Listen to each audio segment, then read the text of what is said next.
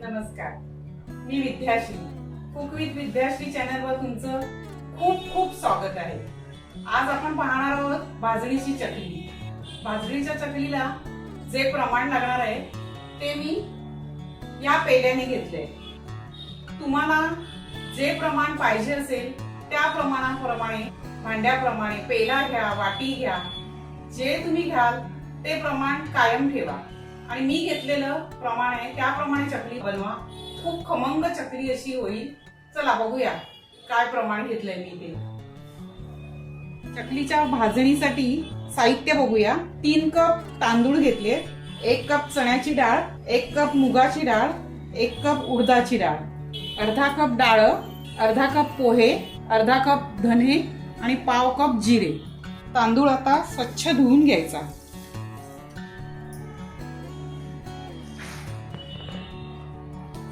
तांदूळ निथळवून घ्यायचे. हे निथळवायला तांदूळ ठेवून द्यायचे 5-10 मिनिटं. आता चण्याची डाळ पण धुवून घेऊया.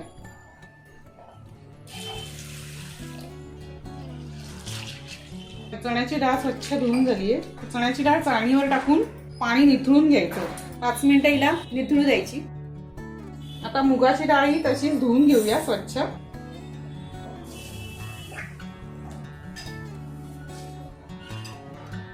आता ही निथळून घ्यायची. उडदाची डाळ धुवून नाही घ्यायची कारण ती चिकट होते धुतल्यावर, म्हणून ती पुसून घ्यायची.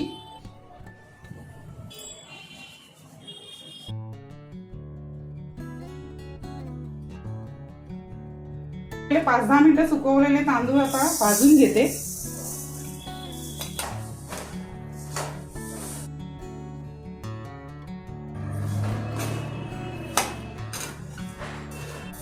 हे बघा भाजून झाले तांदूळ. आता काढून घेऊया. आता चण्याची डाळ भाजून घेऊया.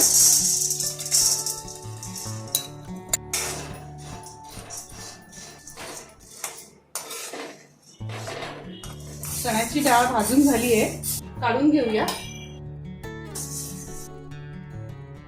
आता मुगाची डाळ भाजून घेऊया.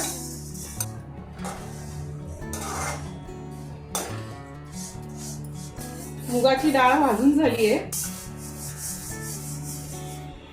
मिक्स करूया म्हणजे लवकर थंड होईल. आता उडदाची डाळ भाजून घेऊया. ही धुतली नाहीये कारण जर धुतली तर ती चिकट होते. फडक्याने पुसून घेतली आहे त्यामुळे तिची वरची जी पावडर तर निघून जातं आणि स्वच्छ होते डाळ. उडदाची डाळ भाजून झाली आहे, ती आता काढून घेऊया परातीमध्ये.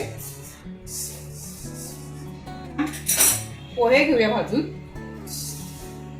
पोहे भाजून घेऊया. पोहे पटकन भाजून होतात. पोहे भाजले आता ते काढून घेऊया. आता धने भाजून घेऊया.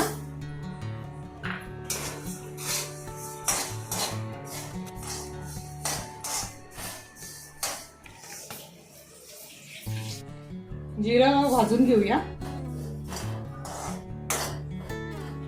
जिरं भाजून झालंय. साबुदाणा भाजून घेऊया.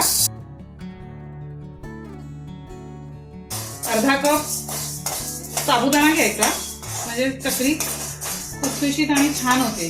साबुदाणा भाजून झालाय, आता काढून घेऊया परातीमध्ये.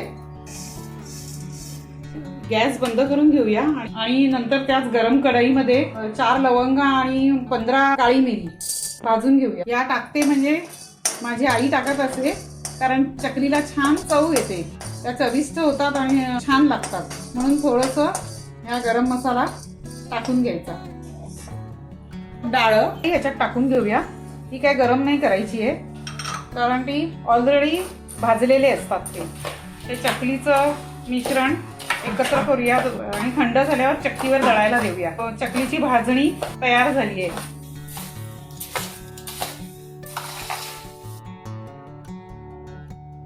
व्हिडिओ आवडला असेल तर नक्की लाईक करा आणि अशाच नवनवीन रेसिपीजसाठी कुक विथ विद्याश्री चॅनलला सबस्क्राईब करा. धन्यवाद.